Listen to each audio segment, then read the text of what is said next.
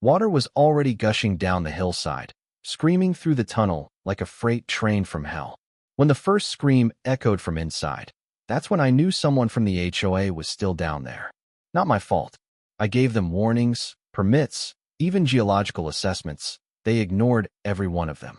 So, when I finally sealed both ends and rerouted my spring-fed reservoir, let's just say what happened next wasn't technically my fault either. I didn't ask for any of this. When my uncle passed away, he left me something better than money. Silence. His land was tucked into a pine-cradled ridge about 20 minutes from the nearest paved road. No cell towers, no street lights, just the echo of hawks over the treant and the sound of spring water spilling into the old stone reservoir he built by hand in the 1970s. There was a cabin, weathered but strong, with a deep well and 2 wood stoves that worked harder than I ever needed to. I'd wake up to deer in the yard, sip coffee on the porch overlooking the ridge line, and fall asleep listening to owls trade gossip from branch to branch. That was my life. That's the life Karen Withers tried to erase with a tunnel. At first, it was subtle. I'd see SUVs parked just past the eastern tree line, the ones with the dealership stickers still on the windows. Surveyors with shiny hard hats and even shinier attitudes started popping up at the edge of the gravel road leading to my driveway. The kind that wouldn't wave back if you lit their clipboard on fire. I confronted one of them, a twitchy guy named Bryce, and he muttered something about Eagle Crest Heights expansion initiative before backpedaling into his white pickup and speeding off like I'd pulled a gun. I didn't think much of it at the time. I should have. Then the mail started coming. Glossy postcards with a photo of Karen herself, shoulder pads, blazer, and 1,000 smile next to slogans like connecting community through modern infrastructure and Eagle Crest. The gateway to mountain living. At first, I laughed. Then I got the certified letter. Karen Withers, president of the Eagle Crest Heights HOA, was formally notifying me that my property was adjacent to a proposed infrastructure project designed to benefit the greater community through improved accessibility and emergency egress. That was bureaucrats for we're drilling a tunnel straight through your goddamn mountain because our gated community hates taking the long way to the highway. Now I've been called stubborn. My ex would say I'm constitutionally allergic to being told what to do, but I'm not unreasonable. I drove down to the HOA offices, a marble-fronted fortress that looked more like a country club than anything else, and asked for a meeting. They scheduled me 2 weeks out. When the day came, I showed up with maps, property surveys, environmental assessments, even an alternate route I traced that would spare the ridge entirely and still connect them to the highway. Karen listened for all of 12 minutes before she folded her hands, leaned forward across her glass desk, and said, "This isn't about your property. It's about our future." That was the moment I knew. She wasn't going to stop. Not for facts, not for boundaries, not for reason. I left that meeting with the thick, cold understanding that this wasn't a debate. It was a declaration. Weeks later, heavy machinery rolled in. I came back from a supply run to find a surveyor's flag planted inside my tree line and an excavator parked 10 feet from the old reservoir. I called the sheriff. He sent a deputy who shrugged and told me it wasn't his jurisdiction because the county had green-lit the easement. That was news to me. I pulled my deed, traced the property lines in thick red marker, and drove to the county recorder's office. There, a clerk named Dana gave me a tight smile and handed me a copy of the updated plat, one that showed a revised boundary line slicing through my ridge like a hot knife. "You'll want to take it up with the Planning Commission," she said. I did. I sat in a beige folding chair in a municipal building that smelled like mildew and waited 4 hours to speak to the commission chair, a leathery man named Boyd, who couldn't look me in the eye for more than 3 seconds. "This all came through proper channels," he said, eyes darting to the framed photo of him standing next to Karen and the county mayor at last year's fall gala. "You should be proud. Your land's going to help a lot of people." I stared at him and said, "It's not going to help me." He didn't respond. 2 weeks later, the blasting began. The first explosion knocked my favorite coffee mug off the counter. The second cracked the drywall in the back bedroom. By the third, my spring started draining differently. I noticed it during one of my morning checks. The flow into the reservoir was lower than usual, and the sediment was cloudier. The pressure in the line dropped by 10% over the next week. I took measurements, tracked it daily. It wasn't just surface disturbance. They were slicing through the groundwater channels, rerouting veins that had fed this mountain for decades. I tried again, sent certified letters to the HOA, filed an emergency injunction. Karen responded with a PDF packet titled Community Benefit Statement, which included a full-color rendering of a scenic overlook where my cabin currently stood, labeled as optional future development. Optional, my ass. Blasting intensified. The rock falls began. Small ones at first. Pebbles rolling down the switchback trail. A dust plume here and there. But then a boulder the size of a mattress tumbled 50 yards down the slope and stopped 5 feet from my water tank. I took video, sent it to the county. They told me they'd look into it. I sent it to the press. One online blog published it. The HOA dismissed it as sensationalism from an anti-development agitator. Then came the noise. Generators running all night. Floodlights beaming through the trees. Backhoes scraping against granite like nails on a chalkboard. It felt like they were trying to wear me down, make me leave. I didn't. I bought earplugs. I reinforced the foundation. I stopped using the well and switched entirely to spring water. What was left of it anyway? And then one night, I noticed something strange. The north slope, the steep side of the ridge, the one that had never so much as shifted in a thunderstorm, had started to bow, not dramatically, but enough. Tree roots snapped above the soil line. Boulders twitched in place. It was like the whole mountain was holding its breath. That's when I knew they weren't just digging a tunnel. They were unzipping the spine of the ridge, my ridge, and eventually something was going to give. And when it did, I wasn't going to be the only one buried under the consequences. But Karen didn't care. Karen had blueprints, investors, and champagne bottles already chilling for the ribbon cutting. The tunnel was halfway done. And to her, that meant it was as good as finished. To me, it meant one thing. If they wanted to keep pushing, I was going to start pushing back. Not with noise, not with lawsuits, with leverage, geological, legal, strategic. Because if the HOA wanted a war, they just started one in my backyard. I didn't sleep the night the ridge bowed. Not really. I sat on the porch with a thermos of black coffee and a notebook in my lap, scribbling everything I could remember about the last 6 weeks. I wrote down each blast, each shift in water pressure, each accidental intrusion onto my land. I noted the night the air smelled like diesel. The morning the generator's echo carried all the way to the reservoir. The time I found a broken survey stake hammered into the pine stump where my grandfather carved his initials in 1961. Something had shifted, and not just in the soil. Karen had gone from ambitious to desperate. That made her dangerous. I needed eyes. The next morning, I drove to the feed store in town and bought 4 motion sensor trail cams, the kind hunters used to track bucks during rut season, and 2 used security cams from a pawn shop that hadn't changed its window display since the 90s. I mounted the trail cams on the main game pads that bordered the construction site, hidden in the brush and angled low. The security cams I wired to an old inverter rig in the loft and pointed directly at the tunnel mouth on the east face and the back road they were using to stage equipment. By sunset, I was watching grainy black and white feeds from my laptop in the cabin. Within 48 hours, I had footage. The first night, 2 workers dumped what looked like rebar and concrete debris directly into the creek that fed my spring. The next day, a flatbed unloaded PVC piping and directional valves less than 50 feet from my property line. No safety markings, no permits posted. I cross-referenced every activity with the county's posted project schedule. Not a single one matched. They were cutting corners, drilling without inspection, even laying lines through protected runoff zones. But that wasn't the worst part. On a hunch, I dug into an old geological survey that Uncle Ray kept rolled up behind the water heater. The kind of map they stopped printing when they realized it could actually scare people away from building on unstable terrain. It showed a fissure, a vein of metamorphic shale that crisscrossed beneath the ridge, including both my land and the eastern slope, where Eagle Crest's Phase 3 homes sat like glass chest pieces. Karen's tunnel didn't just scrape the edge of it, it bicted it clean through. That kind of disruption didn't just risk undermining the ridge. It meant the whole damn slope could slide in a heavy rain, especially if they redirected water flow or rerouted runoff into the bedrock. I cross-checked with new USGS scans online. Sure enough, the fracture still existed. Only now they called it a seismic advisory zone. And guess what?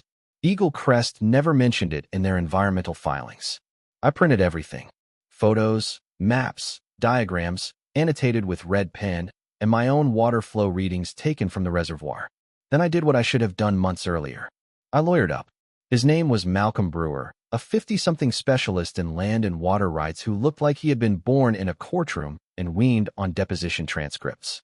I met him at a diner 3 towns over and slid the entire folder across the table. He skimmed it in silence for 20 minutes, then said, "You're sitting on a gold mine of violations, but you're going to need a scalpel, not a shotgun." That's when he told me about the 1912 clause. Buried in a land use document tied to an old logging charter, there was a single sentence that changed everything. All subterranean water channels originating west of the Kettle shall remain the protected utility of Parcel 113 until divestment by direct deed or federal seizure. Parcel 113 was my land. The spring wasn't just water. It was legally protected resource infrastructure. The tunnel cut through it. That gave me leverage, not just for civil complaints, but criminal liability, environmental violations, and if I was lucky, federal injunction. I filed immediately, sent notarized cease and desist notices to the HOA board, to their contractor, to Karen herself. They ignored every single one. Instead, they escalated. 2 days later, I found a violation notice pinned to my gate. Unauthorized land use structure, potential code violation for non-standard reservoir lining. The HOA didn't have jurisdiction over my land. They knew that, but they also knew code enforcement officers didn't ask many questions before handing out 500 fines. I challenged it, of course. The fine was dropped, but the message was clear. They'd started playing dirty. Then came the noise complaints. A deputy showed up one afternoon to ask if I'd been hosting late-night parties. I asked if the deputy heard my nearest neighbor was a half-mile away, and the only music I played was AM radio. He chuckled, apologized, and left. The next week, my mailbox was torn clean off its post. I replaced it with a steel box welded to a fence spike. The week after that, a pile of animal scat appeared on my porch. Looked like raccoon until I got closer. It wasn't just scat. It was a full-grown bloated raccoon carcass, belly up and rotting, dumped beside my water jug like a calling card. I checked the cams. They'd been blacked out. Power cut at the pole. That night, I reran the cabling through a buried line, added backups, and rigged a 12 VT alarm siren to the gate. I wasn't paranoid. I was outnumbered. The tunnel was nearing completion. They started load testing, which meant utility crews ran fiber optic and low-pressure gas lines into the tunnel in preparation for full integration with the Eagle Crest grid. Their newsletter said the tunnel would be active within 3 weeks, and that Mountain Pathway Phase 1 was ahead of schedule thanks to strategic partnerships and efficient land cooperation. Strategic partnerships. My ass. What they had was stolen earth, stolen water, and a ticking geological time bomb under their designer homes. I filed a second injunction. Got a court date 5 weeks out. Too late. That's when I knew legal paths weren't going to stop them. They weren't afraid of fines. They weren't afraid of complaints, but they were afraid of exposure, of water, of nature's indifference. That's when I started Phase 1. I called it Operation Counterflow. Quietly, I ordered 2 custom fabricated floodgates from a guy I used to know back when I helped build off-grid cabins in Idaho. Steel, reinforced, watertight, pressure rated for 40 psi. Each gate had a collapsible locking plate designed to be installed inside a tunnel mouth or storm drain. I stored them in the loft under a pile of old metal sheeting. Next, I mapped out every runoff channel that had changed since the construction started. Turns out they hadn't just diverted my spring. They'd cut trenches through a watershed that spanned half the valley. I tracked the flow using dye tabs, the kind you can get from aquarium stores, and watched the trails bloom like neon veins down toward the tunnel site. Most of the flow still funneled through the spring basin, which meant I had control. And if I could direct that water, pressure it, elevate it, hold it, I could turn their precious tunnel into a pipeline they couldn't shut off. But first, I needed to be sure. So I waited. I watched. I recorded. On the night of their first full-load test, I captured video of 3 HOA board members walking through the tunnel in hard hats, checking blueprints, laughing. Karen was with them. She even posed for a photo beneath a string of work lights and said, "This is going to be a game share." She was right, just not the way she thought. Because while they walked through that tunnel, I was upstream, diverting flow into a pressure chamber built from old culvert and PVC valves. I could control it, regulate it, or not. The first part of my plan was simple. Let them think they'd won. Let them build right up to the edge. And then when they flipped the switch, I'd flip mine. And the mountain, if it agreed with me, would take care of the rest. The certified letter I sent Karen was printed on heavyweight paper, the kind lawyers like because it sounds expensive when you slap it on a desk. Inside the envelope, my final cease and desist notarized time-stamped and wrapped around the original 1912 clause photocopied in triplicate. I included a flash drive with photos of the fractured vein, footage of illegal utility trenching, and a 20-second clip of a cracked PVC line leaking directly into the dry creek bed that used to be my spring. I hand-delivered it to the county office and paid extra to have it delivered with signature confirmation to Karen's personal residence at 4 Eagle Crest Loop.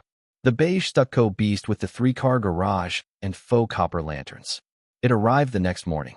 I know because I watched the delivery guy walk up the cobblestone path and scan the label, but Karen never signed for it. 2 days passed. No reply, no email, no knock at the door. Not even one of her signature glossy HOA leaflets dropped passive-aggressively in my mailbox. It was her way of telling me she was done talking, so I stopped talking, too. I switched to tools. The tunnel was nearly complete, their update said. Subterranean activation imminent. Contractors were already running fiber optic cabling along the walls, painting safety stripes on the concrete. It was slick industrial floodlights every 20, Fort power junctions tucked into recessed panels, motion sensors wired for future vehicle traffic. They'd even installed a commemorative plaque on the Eagle Crest end. The Withers Tunnel connecting us all. It gleamed like a gravestone, perfect. The night they did their last pressure test, water, gas, and low-voltage lines humming with energy, I waited until 2:47 a.m. when their overnight crew packed up and left. Satisfied. They didn't post a guard, never had. They didn't think they needed one. They assumed the forest around them was empty, obedient, that no one was watching. I was. And I had 2 floodgates, 50 feet of chain, a winch, and 6 months of rage pressed into my spine like gunpowder.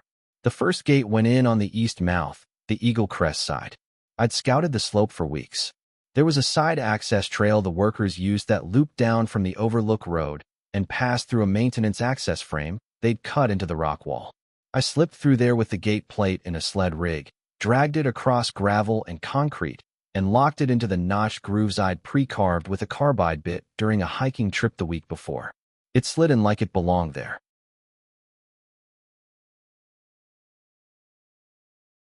I used 2 bottle jacks to press the locking arms into the concrete, then sealed the seams with quick-setting hydraulic cement.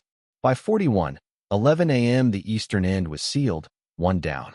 The second gate was harder. The west mouth, my side, was technically still under construction. They hadn't paved the access yet, just a wide gravel slope that ended in a cul-de-sac of chaos. Hoses, crates, scrap, and power converters. I backed my rig down under the cover of cloud cover and fog, loaded the gate onto a dolly, and winched it into place beneath the unfinished vent arch. This one didn't need to be subtle. It needed to be solid. Once installed, I double-bolted the latches, welded crossbars over the interior handles, and hung a laminated sign on the outside. Warning, structural instability detected. Do not enter without supervisor clearance. Karen loved signs. She'd appreciate the irony. By sunrise, both ends of the tunnel were sealed completely, and no one knew. Not yet.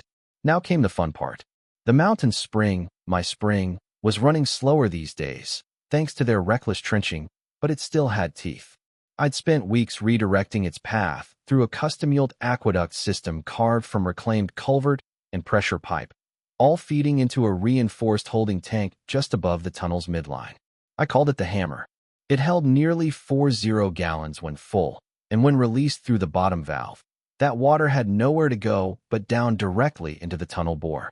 Normally, it would have drained harmlessly through their runoff ditches, but I'd sealed those, too. Every outflow grate along the trench had been plugged with expandable foam and hydraulic sealant. By the time anyone noticed, it'd be too late. At precisely 37 p.m., I opened the valve. The mountain did the rest. Water surged into the tunnel with a sound like a beast inhaling.